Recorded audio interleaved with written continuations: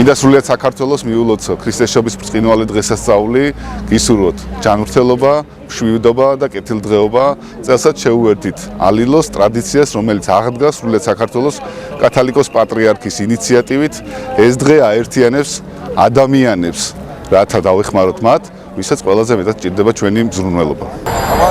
გილოცავთ ოზურგეთიდან ქრისტესშობის ბრწყინვალე დღესასწაულს, დღე, რომელმაც კაცობრიობას სიყვარულის იმედისა და რწმენის უდიდესი გზავნილი მოუტანა, ულოცავ მთელ საქართველოს და უსურვებ მშვიდობას.